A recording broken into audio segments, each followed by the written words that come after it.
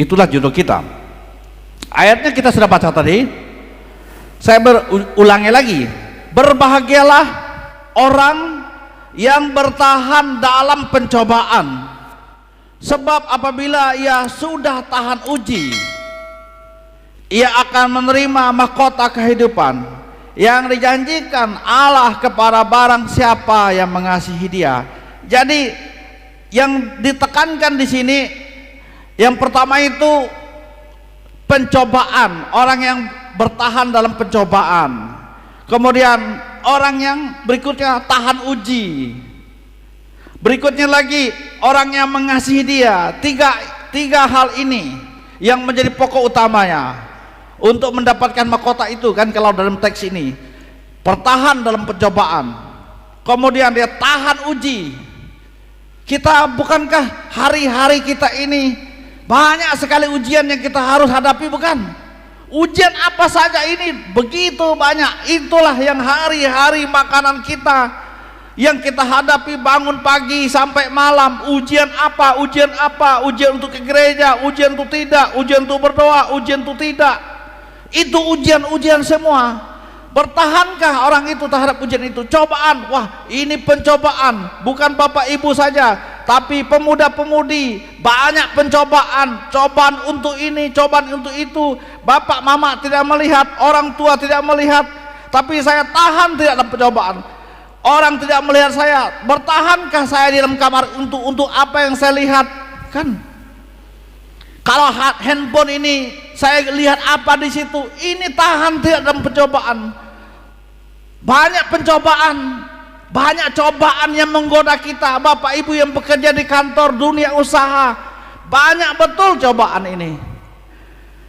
Nah, lalu kemudian yang terakhir setelah itu bukan saja tahan uji, bukan saja hidup tahan dalam pencobaan, tetapi setia mengasihi Dia, mengasihi Tuhan, mengasihi pekerjaannya, mengasihi orang-orang memang Tuhan ajarkan kepada kita. Kalau itu sudah kita terima, maka berbahagialah kita, dan akibatnya mahkota itu akan diberikan kepada kita. Sebagai orang Kristen, sebagian dari pelayanan kita Bapak Ibu di bumi ini ada upah yang tersedia. Itulah yang kita akan nantinya terima. Jadi akibat atau dari pelayanan kita di bumi ini ada tersedia upah yang menanti kita. Keselamatan itu diberikan oleh Kristus dengan cuma-cuma. Kita tidak mengusahakannya.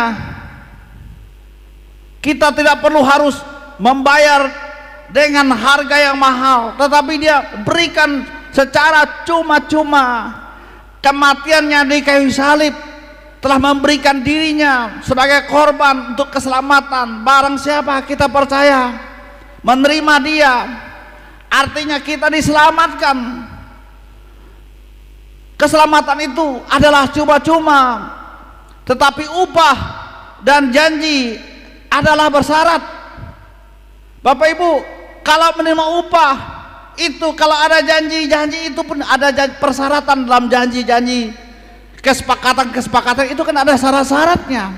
Apalagi banyakkan upah. Kalau bicara tentang upah satu hari bekerja 8 jam, 6 jam, maka upahnya sekian. Itu kan ada syaratnya. Mendapatkan upah tapi bekerja dulu 6 jam. Jadi kalau bicara upah itu ada syaratnya. Kalau juga perjanjian juga ada persyaratannya. Maka kalau bicara tentang mahkota upah itu, apa syarat-syaratnya yang kita harus lalui, yang kita harus lakukan, yang kita sepakati untuk kita lakukan sehingga upah itu menjadi milik kita, kan? Mesti kita lewati itu semua. Keselamatan adalah karya Tuhan, bukan usaha manusia. Kita ditebus dan dilayakkan karena pengorbanan Kristus. Jelas yang tadi kita sudah melihatnya. Berikutnya, kita percaya mengiringi Tuhan.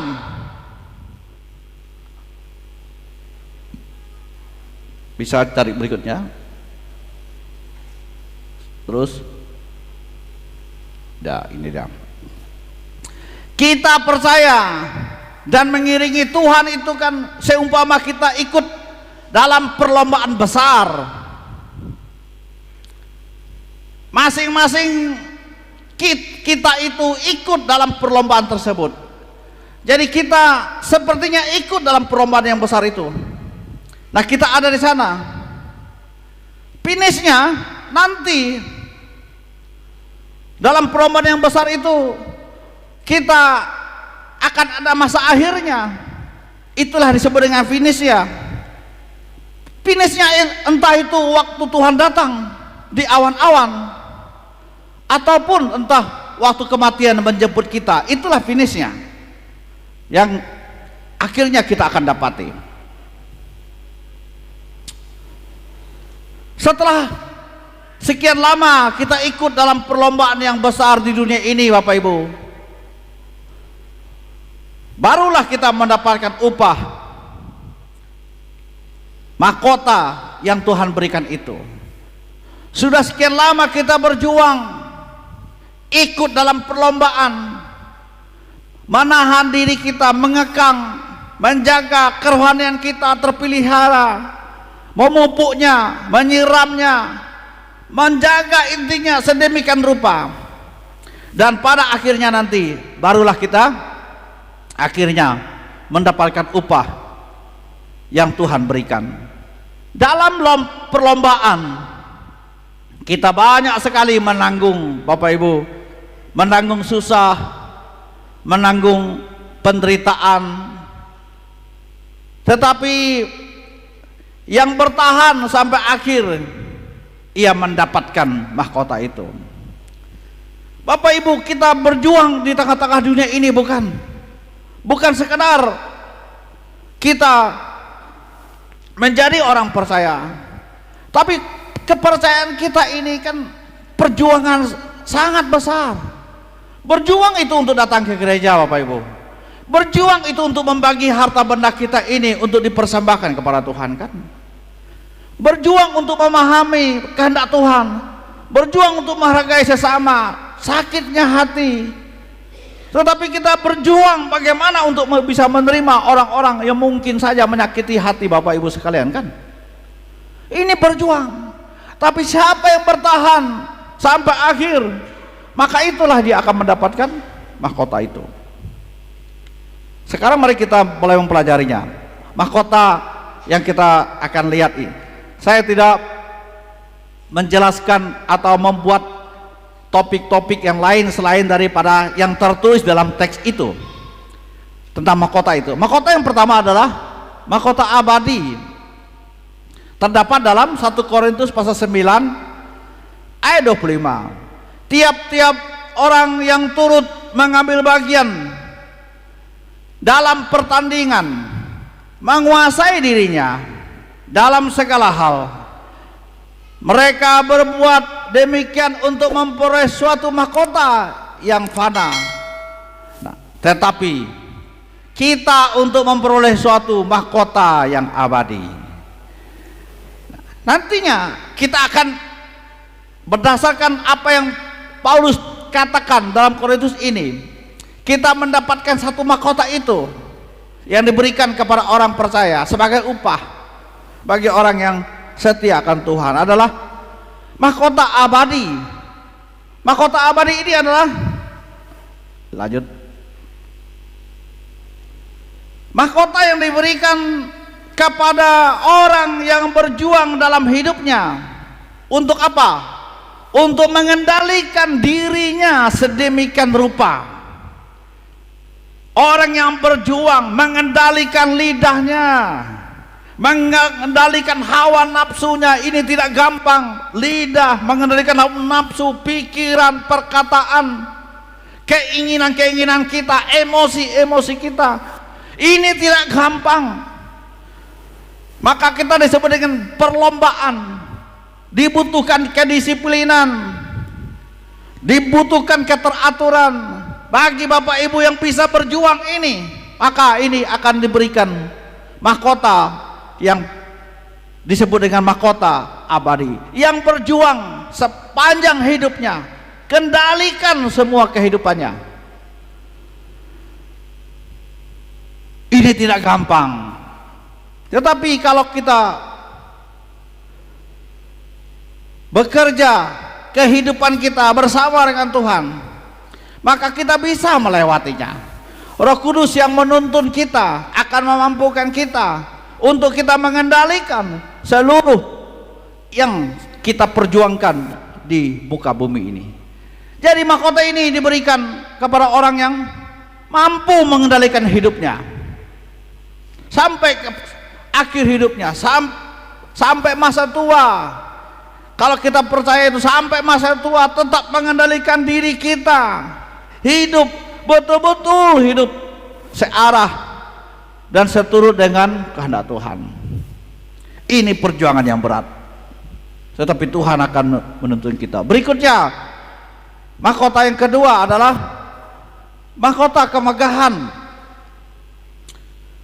Dalam 1 Tesalonika pasal 2 ayat 19, sebab siapakah pengharapan kami atau sukacita kami atau mahkota kemegahan kami di hadapan Yesus Tuhan kita pada waktu kedatangannya, kalau bukan kamu.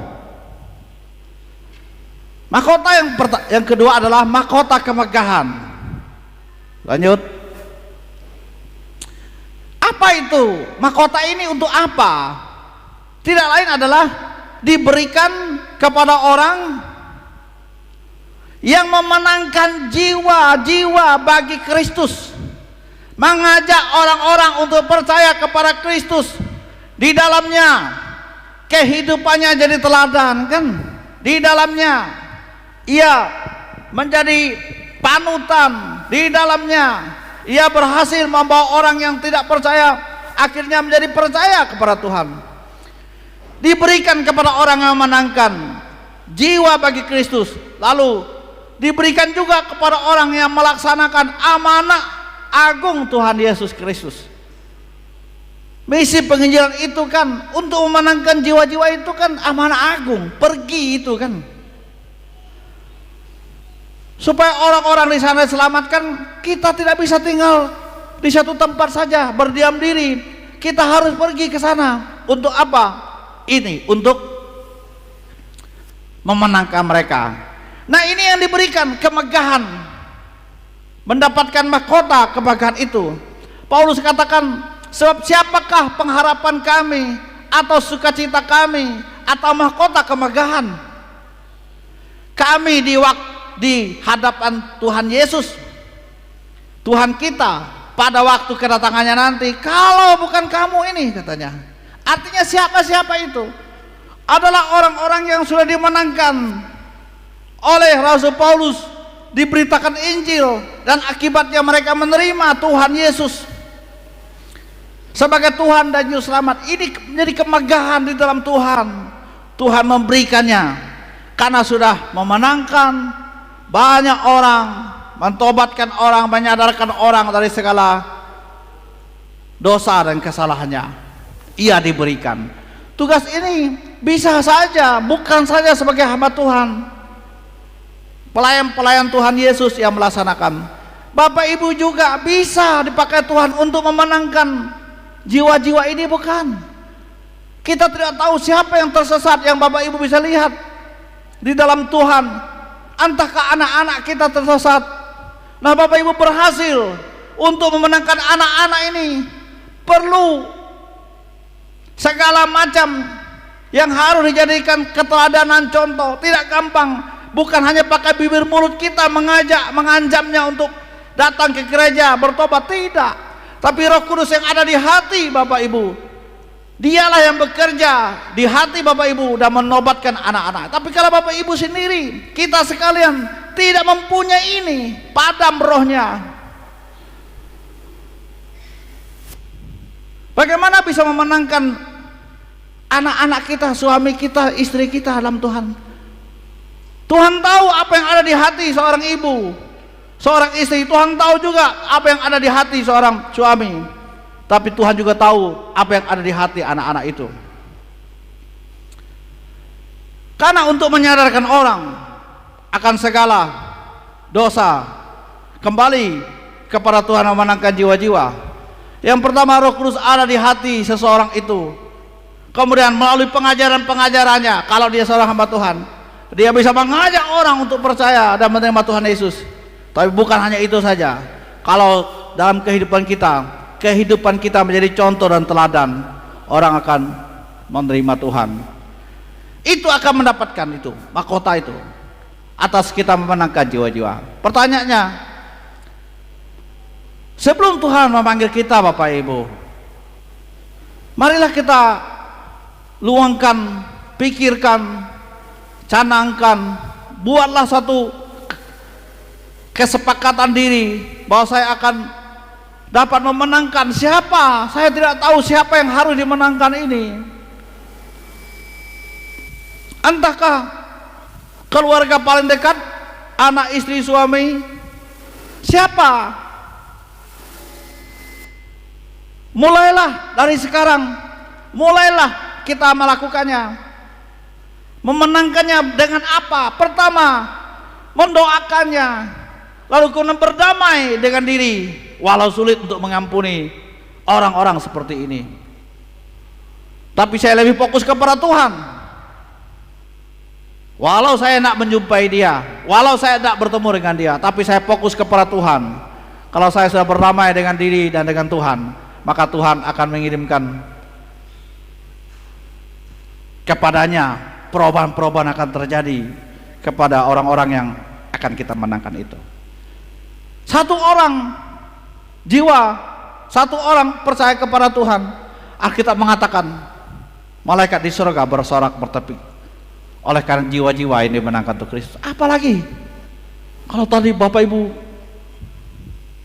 melihat banyak orang yang betul-betul menyerahkan hidupnya untuk Tuhan, kembali kepada Tuhan. Mengapa mereka kesaksian tadi Bapak Ibu? Pertama, kapan ini khotbah mengkoreksi hidup, firman Tuhan mengkoreksi hidup mereka? Itu jarang sekali. Kalau setiap bulan ikut perjamuan kudus, waktu itulah kita mengkoreksi diri kita, bukan? Kalau tidak ada perjamuan kudus, bagaimana mengkoreksi? Ditambah lagi firman-Nya, pengajaran-pengajaran tidak ada yang mengkoreksi, menyentuh dosa-dosa. Bagaimana orang bisa sadar akan dirinya? Ditambah pengajaran-pengajaran, kalau orang tidak mau mendengar pengajaran, bagaimana ia dapat mengkoreksi dirinya? Maka pengajaran-pengajaran itu harus berisi tentang pengkoreksian diri. Baru jiwa-jiwa yang menang untuk Tuhan. Yang ketiga, mahkota kebenaran. Sekarang 2 Timotius pasal 4 yang kita baca tadi ya dalam ibadah kita. Sekarang telah tersedia bagiku mahkota kebenaran yang akan dikaruniakan kepadaku oleh Tuhan Hakim yang adil pada harinya, tetapi bukan hanya kepadaku, melainkan juga kepada semua orang yang merindukan kedatangannya. Mahkota kebenaran itu tersedia, yaitu dikaruniakan Tuhan yang pertama, Hakim yang adil. Kebenaran itu kan karena keadilan, menghakimi dengan adil. Dia betul-betul menghakimi dengan adil, maka kebenaran-kebenaran akan terungkap semua di sana. Maka diberikan itu kebenaran.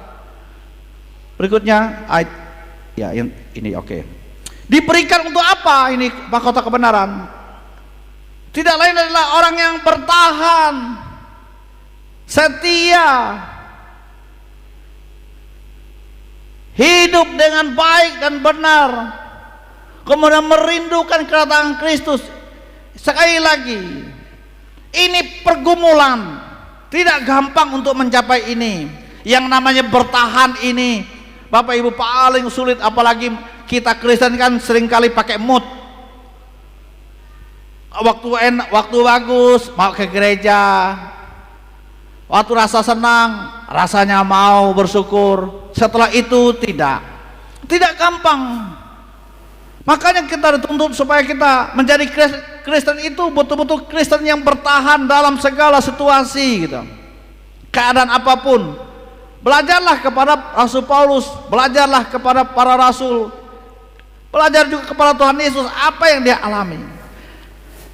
Bertahan, setia, hidup dengan baik dan benar. Nah, ini juga pergumulan Bapak Ibu. Bagaimana bisa hidup baik dan benar, ini kan sangat sulit. Tapi jika kita melakukannya, maka kebenaran-kebenaran itu akan terungkap dalam hidup kita. Lalu kemudian kita merindukan Kristus datang untuk menjemput kita. Diberikan untuk itulah mahkota kebenaran itu. Berikutnya, yang keempat, mahkota kehidupan. Yakobus pasal 1 ayat 12. Berbahagialah orang yang bertahan dalam pencobaan. Sekali lagi, ini berhubungan dengan bertahan. Karena itu tadi upah ini.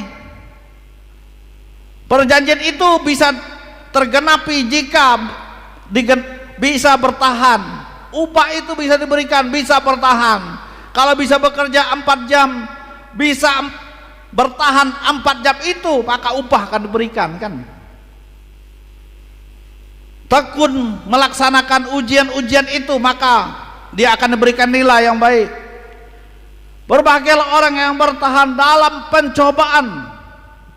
Sekali lagi berhubungan pencobaan. Sebab apabila ia sudah tahan uji, ia akan menerima mahkota kehidupan yang dijanjikan Allah kepada barang siapa yang mengasihi dia. Ayat yang kita awal pertama kita baca, Wahyu pasal 20 ayat 10b. Hendaklah engkau setia sampai mati. Ini bukan kata setia sampai akhir, tidak. Dia gunakan hendaklah engkau setia sampai mati. Sampai akhir kan mungkin sampai akhir ibadah ini setia, kan begitu. Setelah itu keluar dari ibadah kan bukan akhir lagi. Yang dia katakan sampai mati. Setia sampai mati. Dan aku akan mengaruniakan kepadamu mahkota kehidupan. Hidup kita bukan hanya sekedar hidup setelah hidup di muka bumi ini berakhir, tapi ada kehidupan yang baru lagi yang menanti orang-orang yang percaya kepada Tuhan. Kehidupan di dalam Tuhan itu, dalam kerajaannya bersama-sama dengan Dia. Itulah kita diberikan mahkota kehidupan yang abadi itu selama-lamanya, tetapi diberikan orang yang setia sampai mati. Bapak Ibu kasih dalam, mengapa kita harus berdoa sampai tubuhku dan jiwaku berpisah dari ragaku ini, sampai tubuhku berpisah dengan jiwa ragaku ini, sampai aku di liang lahat. Buatlah kami setia Tuhan sampai akhir hidup ini, sampai kematian menjemput, setia sampai mati. Nah, ini setia sampai mati kan bukan hanya setia mengikuti Tuhan saja gitu Suami istri ini juga yang sudah memberikan kesepakatan, yang sudah membuat perjanjian di hadapan Tuhan, setia sampai akhir. Ini maksudnya setia sampai mati. Suami istri setia sampai mati. Itu maksudnya. Bukan hanya setia menjadi Kristen saja, tapi kalau keluarga setia sampai mati gitu. Sampai mau memisahkan. Kesetiaan itu kan banyak sekali, bukan hanya setia percaya kepada Tuhan. Itu nantinya kita akan mendapat, tapi di muka bumi ini Tuhan menaruhkan untuk setia dengan Tuhan, maka setialah dalam soal-soal ini gitu. Menjadi Kristen setia sampai mati, sampai kita mati pun tetap percaya sekali Yesus, tetap Yesus. Pemuda-pemudi ini kan implementasinya buat pemuda-pemudi juga. Setia sampai mati itu setia kepada Kristus, tidak menjual Kristus oleh karena kawin mengawin, kan begitu. Oleh karena seorang laki-laki, oleh karena seorang laki-laki, oleh karena seorang perempuan, saya menjual Kristus demi dia, kan bukan itu maksudnya. Kita bukan setia sampai mati namanya, tapi sekali kita percaya Yesus, sampai mati aku tetap mengiringi dia, percaya kepada dia, kan. Diberikan kepada siapa ini? Diberikan untuk yang tahan uji. Sekali lagi tahan uji lagi, tahan uji lagi. Tahan dalam pencobaan. Nah, sama juga mengasihi Tuhan sampai kepada matinya. Semua tahan uji, tahan pencobaan, karena itu kitab-kitab yang berhubungan dengan upah itu dalam kitab Wahyu itu sampai mati. Jadi yang ditekankan di sini adalah berbahagialah orang yang bertahan sampai kesudahannya. Dia akan mendapatkan mahkota kehidupan. Di dunia ini kita mengalami banyak pergumulan, banyak tantangan yang kita hadapi hari lepas hari. Tapi orang yang bertahan sampai akhir, sampai mati, dia bertahan mengasihi Tuhan, setia dengan Tuhan, dia akan mendapatkan ini, kehidupan ini. Dan yang terakhir, yang kelima adalah mahkota kemuliaan. 1 Petrus pasal 5 ayat 4. Maka kamu apabila Gembala Agung datang, kamu akan menerima mahkota kemuliaan yang tidak dapat layu. Apabila ia nanti akan datang, mahkota ini abadi, tidak akan layu. Yang akan kita terima kemuliaan, kebesaran diberikan kepada orang-orang yang setia menantikan kedatangan Tuhan. Diberikan untuk siapa? Mahkota ini diberikan kepada orang yang karena berhubungan dengan layu, ya, berhubungan dengan kering dan tidak, bertumbuh dan tidak. Maka ini diberikan untuk yang rajin dan setia dalam pekerjaan Tuhan, gitu. Setia di dalam rumah Tuhan, setia mengerjakan pekerjaannya di muka bumi ini, gitu. Kalau Bapak Ibu diberikan tugas tapi setia, rendah hati, menekuninya, bukan karena ada embel-embel, ada motivasi yang lain. Saya mau bekerja nih, kalau tidak ada ini saya tidak mau, bukan. Tapi ya setia, gitu. Pekerjaannya setia saja ya lakukan. Walaupun berat tapi dia berdiam dan terus untuk melakukannya. Nah ini ada Tuhan Allah yang melihat kita orang-orang seperti itu melakukannya, gitu. Kalau ada orang membersihkan rumah ibadah, gereja, bukan sekedar ia mendapatkan upah sebenarnya, karena digaji oleh gaji kos, tapi lebih dari itu lagi. Dia itu mendapatkan ini mahkota kemuliaan karena ia rajin setia di situ sebenarnya. Ini kan kita manusia ini kan semua orientasi upah, semua orientasinya uang, kan? Semua orientasinya dipuja, diangkat, disebut, disanjung. Tapi lupa bahwa di sana nanti nggak ada lagi tempat ini, karena kita sudah mendapatkan di bumi. Banyak dipuji, banyak disanjung di dunia ini. Senang kita, Bapak Ibu. Siapa yang tidak senang kalau dipuji dan disanjung? Tapi persoalannya kalau kita terus-terus seperti itu, kapan tersimpan di sana, gitu? Kita sudah mendapatkannya semua di bumi, disanjung, dipuji, semua habis di bumi. Tidak ada lagi yang di sana disimpan. Sudah mendapatkannya. Ingat kisah orang kaya dan Lazarus itu, bukan? Apa kurangnya dengan orang kaya itu? Semua mendapatkannya, puja-pujinya semua, dihargai, ditaruh, didudukan, diberikan karpet merah, disebut namanya. Bandingkan Lazarus yang tidak punya apa-apa, tapi namanya mulia bersama dengan Bapak Abraham, bukan? Orang kaya tidak mendapatkan apa-apa. Kenapa katanya? Semua di bumi sudah kau terima. Anakku Lazarus ini, dia tidak mendapatkan apa-apa di bumi, tapi tersimpan di sorga. Nah, untuk itu mari kita arahkan hidup kita ini untuk diberikan untuk apa? Yang rajin ini, yang setia dalam pekerjaan Tuhan, begitu. Kalau dia hamba Tuhan kami ini, dia setia mengembalakan domba-dombanya dengan baik benar. Pengajaran-pengajaran kebaikan kapan saja menegur, seperti 2 Timotius pasal 4 yang kita baca tadi. Kalau teguran diberikan, tegur. Karena ini kan menyelamatkan domba-dombanya dari serigala, dari sakit penyakit. Penyakit itu kan bukan penyakit fisik jasmani, tapi penyakit rohani. Supaya sehat rohaninya, maka dituntun, ditegur, diajarkan yang benar. Maka semua yang melakukan pekerjaan-pekerjaan ini, dia akan mendapatkan mahkota ini, kemuliaan. Terus sampai pada akhirnya Tuhan akan bersama-sama menjemput dengan segala kemuliaannya, kepercayaannya, kemegahannya akan menjemput kita. Jadi ada 5 mahkota yang di dalam Alkitab yang dapat kita sampaikan hari ini untuk Bapak kita sekalian, yang diterima, yang dihadapi waktu kita menghadapi tahta pengadilan Kristus itu. Yang pertama adalah mahkota abadi, diberikan untuk orang yang berhasil mengendalikan seluruh hidupnya.